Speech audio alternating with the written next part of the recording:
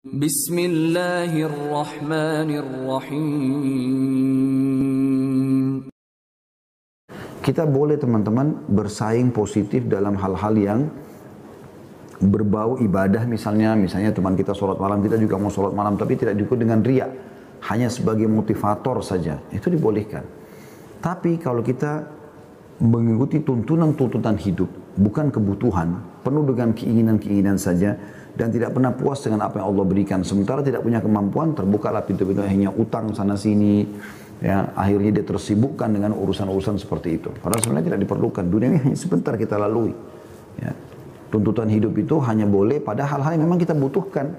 Makanan keseharian, bukankah Nabi SAW bersabda, siapa yang tiba di pagi hari, dia aman di tempat tinggalnya, di wilayahnya, di negaranya, di rumahnya, badannya sehat, dia punya makanan yang dia bisa nikmati pada hari itu, maka seakan-akan dunia sudah berkumpul semua padanya.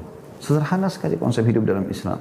Jadi tidak perlu ada harus ya mobilnya setiap tahun kalau keluar yang model baru, warna baru, ya sedikit diubah bagian depannya langsung dibeli lagi. Hanya untuk tuntutan hidup dan akhirnya tidak mampu.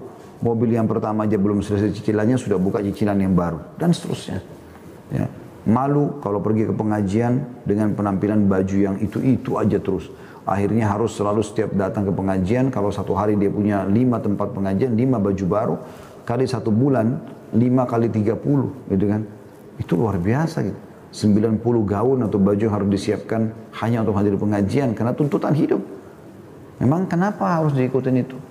Asal baju kita bersih, tidak najis, nggak ada masalah. Gitu kan. Nabi SAW dikenal oleh para sahabat dengan bajunya beliau yang sering beliau tampil. Walaupun kita boleh, bukan tidak boleh. Tapi teman-teman kalau kita terus menerus tuntutan hidup ini, apalagi kita di saat tidak punya kemampuannya, demi untuk menjaga penampilan akhirnya memaksakan diri, ini berbahaya. Jadi, tentu dari satu sisi kita tidak boleh juga berantakan, kotor, segala macam. Kita kalau punya kemampuan, saya sudah pernah bahas itu ya, kita boleh menikmatinya. Tapi ingat jangan berlebihan.